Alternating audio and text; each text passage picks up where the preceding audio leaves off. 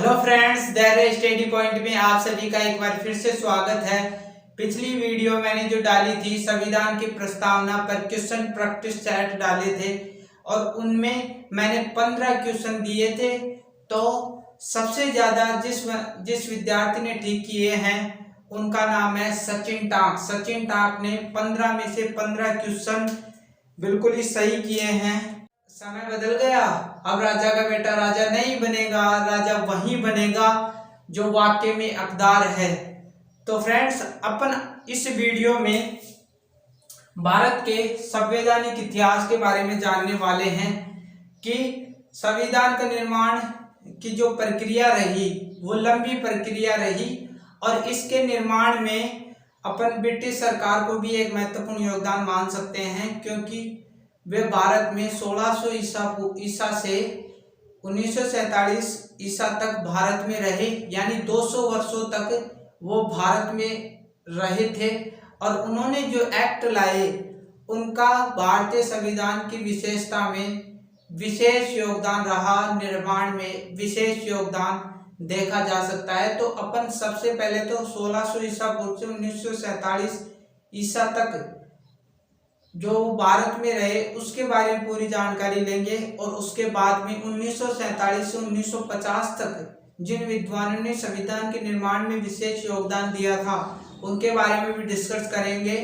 तो सबसे पहले अपन ऐतिहासिक पृष्ठभूमि जानेंगे।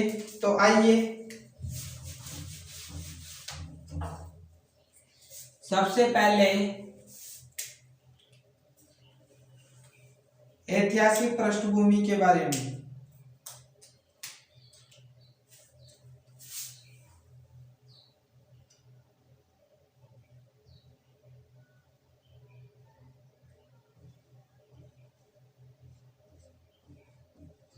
ऐतिहासिक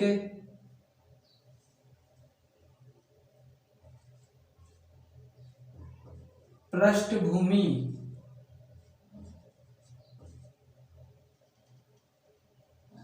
यानी ऐतिहासिक पृष्ठभूमि जानने वाले हैं।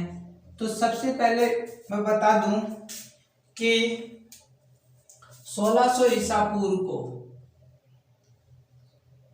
1600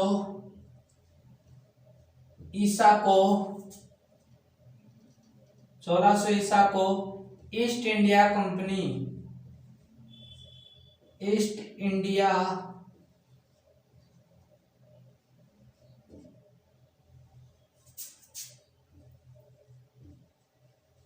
कंपनी भारत में आई थी, यानी भारत में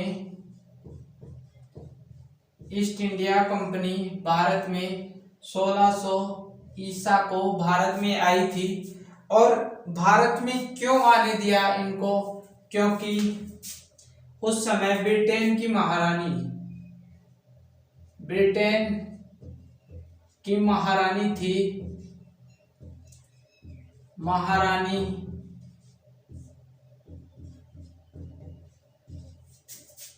एलिजाबेथ प्रथम। इन्होंने जो चार्टर के कारण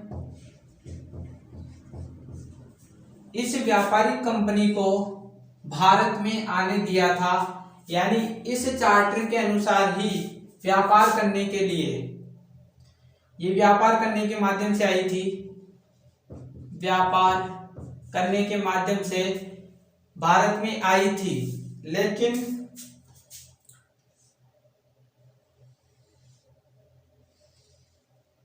1757 ईसा तक इन्होंने यहां पर शुद्ध व्यापार किया, शुद्ध व्यापार, क्योंकि ये अपने साथ में सोने चांदी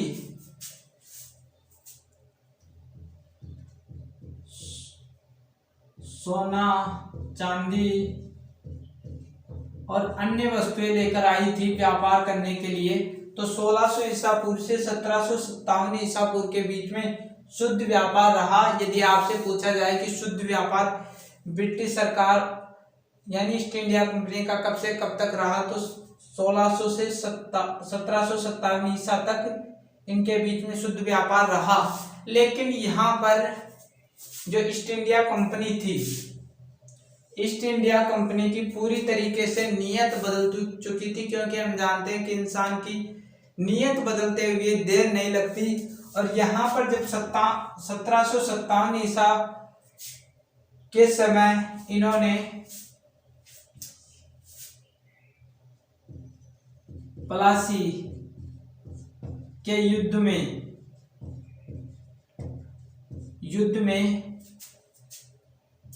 सिराजुद्दौला को पराजित कर दिया, सिराजुद्दौला को हरा दिया। यानी एक व्यापारी कंपनी होते सोते यह राजनीति में पड़ गई, यानी यहाँ पर अधिकार करना शुरू कर दिया और यहाँ से ही भारत की गुलामी शुरू हो गई थी। तो जो सिराजुद्दौला था उसको बुरी तरीके से यहाँ पर पराजित कर दिया। और ये बंगाल का नवाब था, बंगाल का ये नवाब था सिराजुद्दौला। इस पर अधिकार करके इन्होंने बंगाल पर अधिकार कर लिया। और इसके बाद इन्होंने 1764 को बक्सर के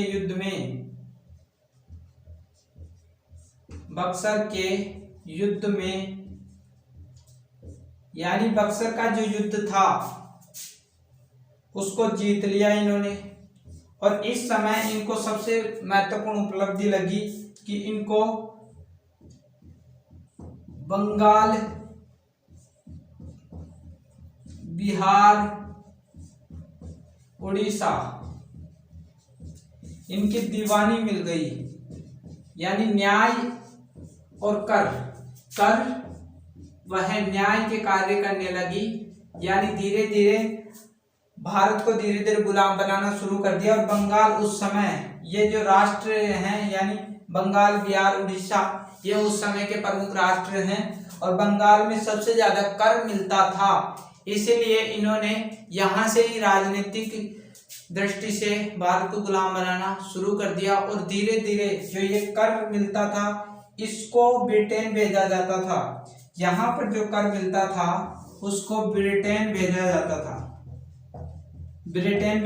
था, क्योंकि ईस्ट इंडिया कंपनी ब्रिटेन से ही आई थी। और यहाँ से जो कर मिलता था इसको वहां भेजा जाता था। इसके बाद में 1857 की क्रांति हुई। 1857 की क्रांति हुई थी। इसमें ईस्ट इंडिया कंपनी की नींव है ना कमजोर हो गई थी, इसीलिए जो ब्रिटेन की संसद थी उसका प्रत्यक्ष शासन यहाँ पर लागू हो गया था 1858 के बाद। यानी 1757 को क्रांति हुई थी, 1858 ईसा को ही यहाँ प्रत्यक्ष ब्रिटिश सरकार का शासन लागू हो गया था। और यह शासन 1947 तक रहा था, यानी 1947 तक रहा था। और भारत देश यहाँ पर आजाद हो। तो इस समय ब्रिटिश संसद का शासन लागू हो गया था और ईस्ट इंडिया कंपनी को निष्प्रभावी कर दिया गया था। वो ब्रिटिश संसद की एक तरह से ईस्ट इंडिया कंपनी गुलाम बनकर रह गई थी। तो 1947 तक वो रहे। तो यदि आप इसका स्क्रीनशॉट लेना चाहो तो ले सकते हो। हाँ, यहाँ पर एक क्वेश्चन और देखना है इसी में कि ये जो क्वेश्चन दे रखा है मैंने कि आपको ऐसे भी यदि क्वेश्चन पूछे कि ब्रिटिश सरकार को जो ईस्ट इंडिया कंपनी है उसको भारत में व्यापार करने की स्वतंत्रता किस एक्ट से मिली, तो महारानी एलिजाबेथ द्वारा जो ये एक्ट लाया गया था चार्टर, उसके कारण ब्रिटेन को यानी ईस्ट इंडिया कंपनी को यहाँ पर व्यापार करने की स्वतंत्रता मिली थी। ये तो पूरा हो गया। लेकिन अब अपन ये देखेंगे इसी में ही कि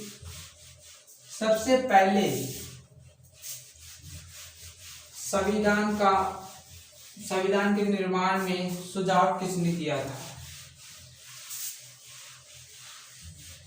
सबसे पहले संविधान के सुझाव का निर्माण है। सुझाव जिन्होंने दिया था उनका नाम है एम एन रॉय। इन्होंने सुझाव प्रस्तुत किया था संविधान के निर्माण का। और इसके बाद में ये जो समय था, कब किया था इन्होंने? 1934 की बात है,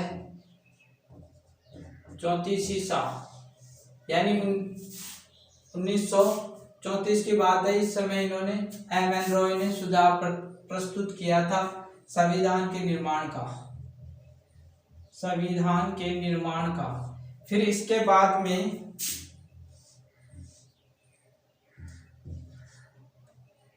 1946 को संविधान सभा का निर्माण किया गया। और इसके बाद में 26 जनवरी 1950 को संविधान अस्तित्व में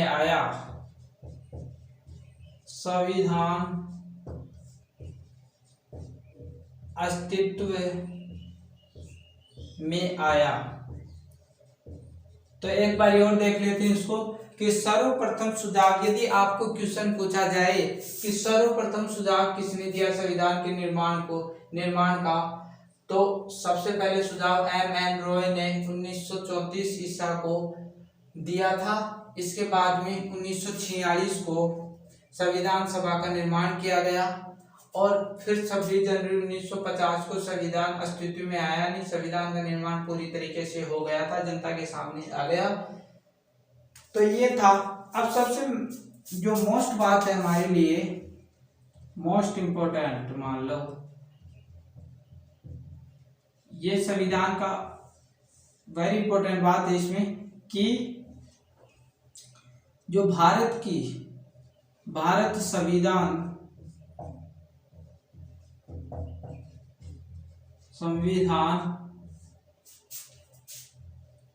एवं राज्य व्यवस्था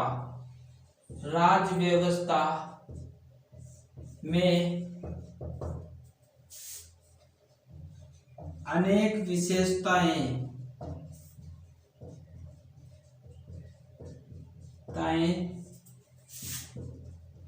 ब्रिटिश सरकार से ली गई है। यानी उन्होंने जो एक्ट लाए, एक्ट प्लस घटनाएं, उनके जो एक्ट लाए और घटनाएं लाए उनमें जो विशेषता दे रखी थी, क्योंकि 200 वर्षों तक लगभग 200 वर्षों तक ब्रिटिश सरकार यहाँ पर रही थी। ब्रिटिश सरकार 200 वर्षों तक भारत में शासन किया और जो एक्ट लाए उनको भारत का जो संविधान था उसमें बिल्कुल स्थान दिया गया। इसी कारण अपन ये ब्रिटेन के बारे में पढ़ रहे हैं कि जो जिस प्रकार उन गुलाम बनाए, वो सारी चीजें अपन को पढ़ेंगे। यही पृष्ठभूमि में आएगा भारत का संवैधानिक इतिहास, वो सारा इसमें आ जाता है। तो इन एक्टों के माध्यम से जो एक्ट लाए गए थे इनको संविधान में विशेष स्थान दिया गया था।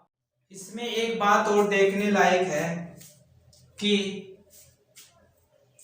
जो ब्रिटिश सरकार का जो यहाँ पर शासन काल रहा उसको अपन दो भागों में बांटते हैं कि 1600 यानी अपन 1757 से ले लेते हैं। 1757 ईसा से 1857 ईसा तक, इसके बीच में कंपनी का प्रत्यक्ष शासन रहा, यानी ईस्ट इंडिया कंपनी का प्रत्यक्ष शासन रहा। ठीक है, लेकिन 1857 की जो क्रांति हुई थी उस समय जो कंपनी की नींव है ना बिल्कुल कमजोर हो चुकी थी, क्योंकि उस समय ही भारत को स्वतंत्रता मिल जाती।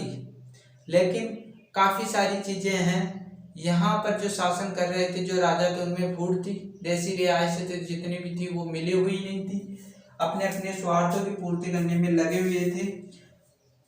ये 1947 तक अपन बांट देते हैं इसको। तो 1857 से 1947 के बीच में जो शासन रहा वो ब्रिटिश संसद का रहा।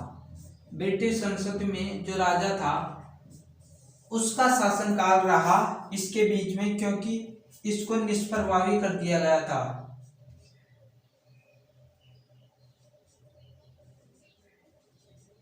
यानी इसको निष्प्रभावी बिल्कुल कर दिया गया था। और इन दोनों के शासनकाल को ही अपन अब आगे जानने वाले हैं और इनकी जो घटनाएं थी इन घटनाओं को अपन क्रम से जानेंगे। सबसे पहले तो कंपनी का जो शासन रहा था उसको जानेंगे, फिर ब्रिटिश संसद के। दोनों चीजें अलग अलग है। पहले ब्रिटिश संसद कंपनी पर काम कर रही थी, लेकिन कंपनी अब ब्रिटिश संसद के ऊपर काम करेगी। तो इन दोनों को देखेंगे और फिर 1947 के बाद में जो हुआ उसके बाद जो कंपनी के शासनकाल में यानी कंपनी का जो समय रहा था वो मैंने बता दिया कि 1757 से 1800 यानी 1757 से 1857 के बीच में शासन रहा। यानी इसमें जो एक्ट आए कंपनी के सबसे पहले वो देख लेते हैं। तो मैं इसको मिटा देता हूं। कंपनी के शासन के बाद यानी अपन ये मानते हैं कि बस कंपनी ने शासन कर लिया भारत में, कंपनी ने तो शासन किया ही और उसके बाद में ब्रिटिश संसद, बस इतना फर्क पड़ गया कि कंपनी के शासन को थोड़ा हटा के निष्प्रभावी करके ब्रिटिश जो संसद थी उसने सीधा शासन ले लिया, बस इतना सा फर्क पड़ा था। तो सबसे पहले कंपनी के शासन में जो एक्ट आए थे वो देख लेते हैं।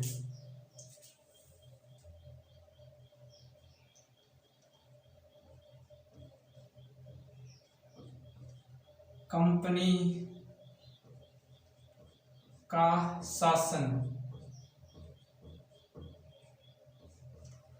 ये शासन जो रहा था अपन 1757 को तो छोड़ देते हैं, उनका जो 1773 से शुरू करते हैं, 1773 से 1858 तक, यानी इनके बीच में जो एक्ट आए थे, मैं ये नहीं कह रहा कि 1757 को मैं भूल गया। 1757 से आपने तो पहले बताया था कि 1757 से 1857 के बीच में बताया था आपने। अपन जो एक्ट आए थे उनकी बात करेंगे, यानी वो जो सन है वो ये है 1773 से 1858 ईसा तक।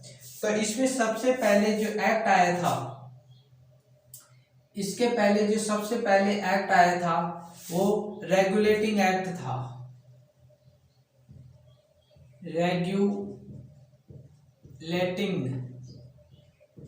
Regulating act. ये एक्ट जो आया था वो 1773 ईसा को ये आया था। तो इसके बारे में देखेंगे अपन खोलकर कि जो ये एक्ट था उस एक्ट में ऐसा क्या था, क्यों। और मैं ये बता दूं कि ये जो एक्ट आया था वो ब्रिटिश संसद का पहला एक्ट था। यहाँ से ही कंपनी पर नियंत्रण धीरे धीरे स्थापित हो जाएगा और 1858 तक जाते जाते ब्रिटिश संसद पूरी तरीके से नियंत्रण स्थापित कर लेगी और 1858 से अपने हाथ में भारत का शासन ले लेगी और 1858 से 1947 तक, जब तक भारत आजाद नहीं होता तब तक वो शासन करती रहेगी, भारत का धन लूटती रहेगी। तो जो रेगुलेटिंग एक्ट था उसकी विषय जो क्यों आया था, ये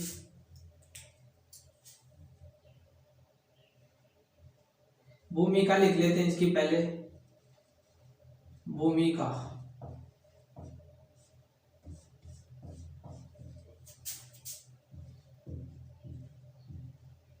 रेगुलेटिंग एक्ट ब्रिटिश संसद द्वारा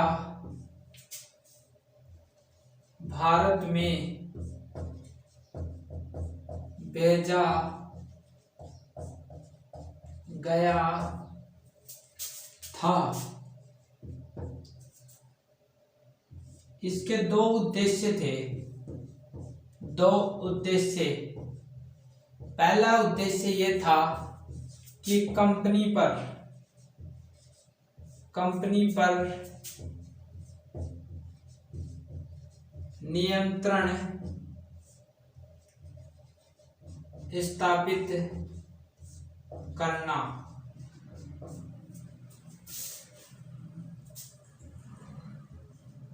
दूसरा, कंपनी में भ्रष्ट कर्मचारियों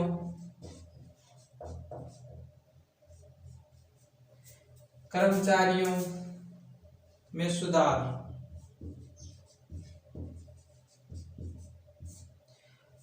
यानी जो, हाँ, ये ब्रिटिश संसद द्वारा भेजा गया था और ब्रिटिश संसद में उस समय प्रधानमंत्री थे लॉर्ड नाथन उस समय प्रधानमंत्री थे। उस समय प्रधानमंत्री लॉर्ड नाथन थे। तो जो रेगुलेटिंग एक्ट आया था, ये 1773 ईसा को आया था। रेगुलेटिंग एक्ट ब्रिटिश संसद द्वारा भारत में भेजा गया था। इसके दो उद्देश्य रहे। पहला उद्देश्य, यहाँ से ही कंपनी पर, मैं बार बार रिपीट करता हूँ, कंपनी पर यहाँ पर नियंत्रण स्थापित करना शुरू कर दिया था, क्योंकि कंपनी ब्रिटिश संसद से बाहर जा रही थी, इसलिए कंपनी पर नियंत्रण स्थापित करना। पहला तो यह हो गया। दूसरा, कंपनी में भ्रष्ट कर्मचारियों में सुधार, क्योंकि कर्मचारी, जो कंपनी के जो कर्मचारी थे उनमें भ्रष्टता आ गई थी, क्योंकि इनको निजी व्यापार की सुविधा दी गई थी कि भारत में आप रहते हुए निजी व्यापार कर सकते हो। निजी व्यापार की स्वतंत्रता दी गई थी। इसी कारण ये जो व्यापार करते थे उसको अपनी जेब में डाल लेते थे, और जब भी ब्रिटेन जाते थे तो ऐसे बहुत सारे पैसे लेकर जाते थे। तो वहां के लोग ये सोचते थे इतने पैसे भारत में कहां से आ रहे, तो वो भी भारत में आने की सोचते थे। तो इस भ्रष्टता को अंकुश लगाने के लिए भी ये एक्ट आया था।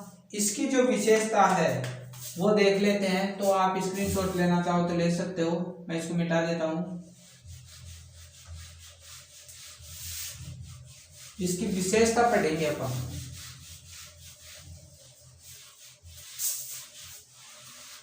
जो पहली विशेषता है वो ये है कि बंगाल के गवर्नर को गवर्नर जनरल बनाना। पहला जो प्रावधान था इसका, ये इसकी अपन विशेषता पढ़ रहे हैं। विशेषताएं या प्रावधान बोल दो, प्रावधान। तो इसकी जो पहला प्रावधान था वो बंगाल के गवर्नर को गवर्नर जनरल बनाया गया, और इस समय जो गवर्नर था उसका नाम वारेन हेस्टिंग्स था। वारेन हेस्टिंग्स, ये यहाँ के यानी बंगाल के गवर्नर थे। बंगाल के गवर्नर थे, लेकिन इनको गवर्नर जनरल बना दिया गया। ये जो एक्ट आया था उसमें गवर्नर जनरल बना दिया गया।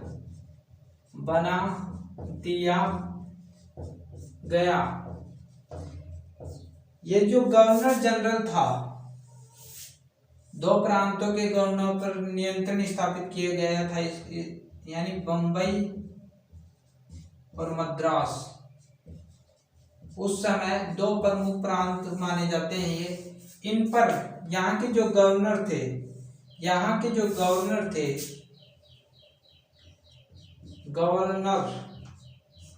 इन पर नियंत्रण स्थापित किए हुए थे ये गवर्नर जनरल, यानी वारेन एंटिगस। ये जो प्रांत थे, इनमें जो गवर्नर थे उन पर वारेन एंटिगस का नियंत्रण स्थापित था। तो जो ये पहला प्रावधान है, इसकी विशेषता बता दी मैंने। इसके बाद में मैं यहाँ पे लिख देता हूं, जो दूसरी विशेषता थी, वो दूसरी विशेषता ये थी कि रेड कलर कैसे लिख देता हूं मैं,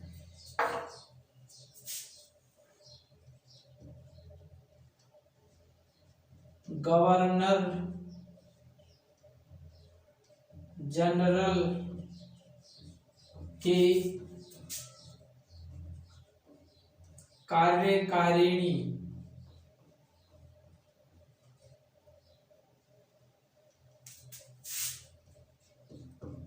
परिषद का निर्माण, ये प्रमुख प्रावधान था। गवर्नर जनरल की कार्यकारिणी परिषद का निर्माण, और ये कार्यकारिणी परिषद थी, इसमें 4 सदस्य होते थे, 4 सदस्य। और इसमें जो निर्णय होता था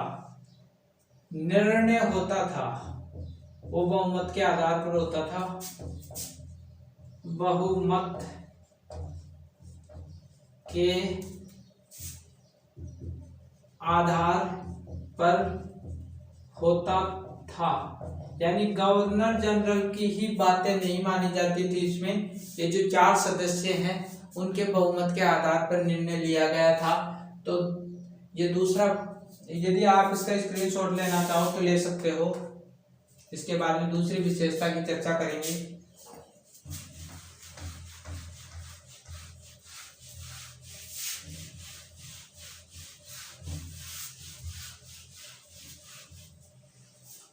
इन शर्तों के माध्यम से ही ब्रिटिश जो संसद है वो कंपनी पर नियंत्रण स्थापित करेगी।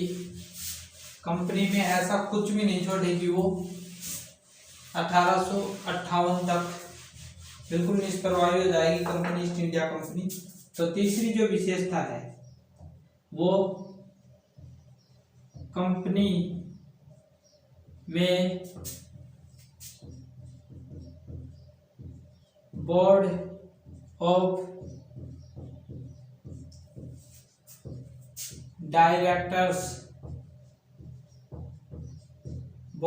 डायरेक्टर्स का निर्माण, यानी बोर्ड ऑफ डायरेक्टर्स, ये जो संस्था थी इसका निर्माण भी इस एक्ट में किया गया था। कंपनी में बोर्ड ऑफ डायरेक्टर की स्थापना, इसके बारे में जान लेते हैं। इसमें 24 सदस्य रखे गए थे, 24 सदस्य होंगे, ठीक है। इसमें 24 सदस्य होंगे। इनका जो चुनाव होगा,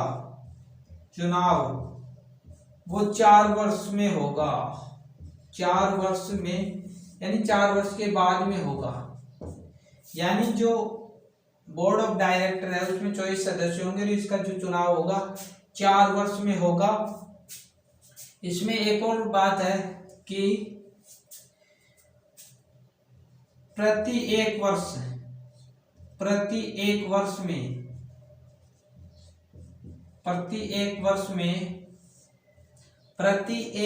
में जो ये संस्था है, यानी 24 सदस्यों में से 6 सदस्य रिटायर हो जाएंगे, रिटायर हो जाएंगे।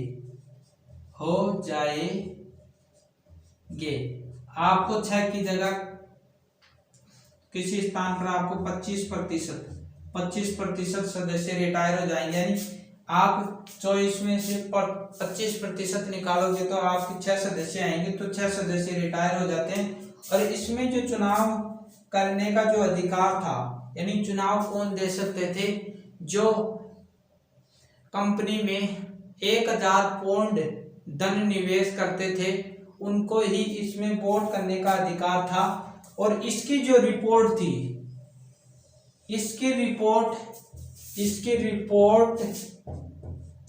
ब्रिटिश संसद को भेजी जानी आवश्यक थी। ब्रिटिश संसद को भेजी जानी थी, यानी भारत में जो भी रिपोर्ट है वो बोर्ड ऑफ डायरेक्टर ब्रिटिश संसद को भेजेगी, तो धीरे धीरे यह बिल्कुल ही जब पकड़ लेगी कंपनी को, बिल्कुल ही अपने कब्जे में, अपनी मुट्ठी में कर लेगी। और जो चौथी जो विशेषता है इस एक्ट की, वो देख लो। चौथी, सुप्रीम कोर्ट का निर्माण है। सुप्रीम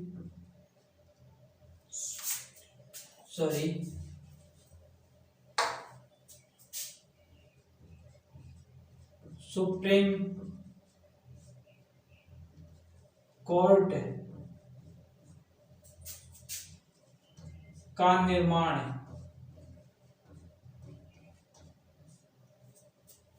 यानी सुप्रीम कोर्ट का निर्माण किया गया इसमें। ये कब किया गया था?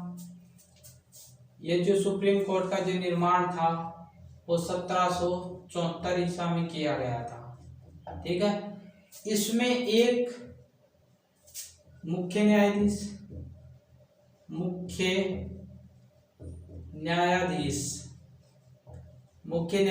थे, और ये जो न्यायाधीश थे वो सर एलिजा इम्पे, ये उस समय के मुख्य न्यायाधीश थे। और इसमें 3 अन्य न्यायाधीश रखे जाएंगे।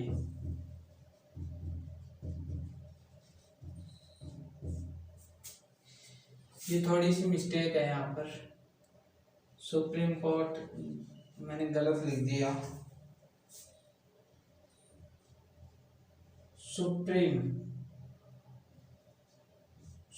कोर्ट, तो सुप्रीम कोर्ट का निर्माण, यानी एक सुप्रीम कोर्ट का निर्माण भी किया गया, जिसमें ये निर्माण 1774 में किया गया था। और एक मुख्य न्यायाधीश, जिसमें सर एलिजा इम्पे उस समय के मुख्य न्यायाधीश थे, 3 अन्य न्यायाधीश। और ये जो मामले किन किन के मामले सुलझाती थी, उड़ीसा,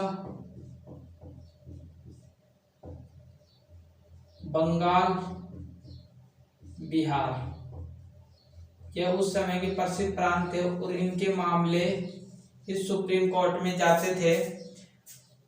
इसके अलावा जो चौथा जो एक्ट था, यानी चौथी जो विशेषता है, यानी चौथी तो कर ली मैंने, 5वीं, कंपनी के कर्मचारियों के वेतन में वृद्धि और क्या किया गया, देखो, निजी व्यापार बंद, यानी कर्मचारी जो निजी व्यापार करते थे चोरी छुपे, उसको बंद कर दिया गया। तो जो ये रेगुलेटिंग एक्ट था इसमें काफी सारी कमियां भी थी, क्योंकि बंगाल के जो गवर्नर था, गवर्नर की शक्तियों को सीमित कर दिया गया। क्योंकि मैंने पहले ही बता दिया, गवर्नर जनरल था, उसकी कार्यकारिणी परिषद का निर्माण किया गया था और उसमें 4 सदस्य थे। और ये सदस्य बहुमत के आधार पर निर्णय कर दिया गया, जिसमें गवर्नर जनरल कुछ भी नहीं कर सकता था। यदि उसको अहम फैसला लेना पड़े तो बहुमत को बिलाना पड़ेगा। तो ये पहली कमजोरी तो इसमें यह थी। दूसरी कमजोरी इसमें यह थी कि ये जो एक्ट था वो व्यापार के जो कर्मचारी थे उन पर नियंत्रण स्थापित नहीं किया गया, नहीं कर सका, क्योंकि इन्होंने इसमें बिल्कुल नियम नहीं बताए कि किस प्रकार कर्मचारियों की जो भ्रष्टता है उसको दूर किया जाए। कोई नियम नहीं बताया, ये भी एक कमजोरी है। ये बस प्रावधान ही रह गया, इसमें नियम नहीं बताया गया। निजी व्यापार तो बंद कर दिया गया लेकिन वेतन बढ़ा दिया, और इनके जो नियम थे उनको नहीं बताया, तो ये भी एक कमजोरी रही। तो इस प्रकार हमने रेगुलेटिंग एक्ट देखा, उसकी विशेषता देखी। अब इसमें कमी थी, इसी कारण पिट्स इंडिया एक्ट आएगा 1784 में। उसमें एक अलग ही प्रावधान देखे जाएंगे। कंपनी पर नियंत्रण स्थापित करने के लिए कुछ कठोर प्रावधान आ जाएंगे। इस रेगुलेटिंग एक्ट की जो प्रावधान है उसकी कमियों को दूर करने के लिए भी पिट्स इंडिया एक्ट आया था। उस पिट्स इंडिया एक्ट के बारे में यदि जानना हो आपको तो अगली वीडियो जरूर देखना, न भूले। यदि आपने हमारे YouTube चैनल को सब्सक्राइब नहीं किया है तो सब्सक्राइब भी कर ले। सब्सक्राइब में पैसे नहीं लगते, आप नोटिफिकेशन जो देता है यानी बेल आइकन को प्रेस करना ना भूले, प्रेस करना यानी उसको दबाना ना भूले, और सब्सक्राइब का जो बटन है उसको लाल कर दो। लाल करके हमारे YouTube चैनल से जुड़े रहो। मिलते हैं अगली वीडियो में, तब तक के लिए थैंक यू।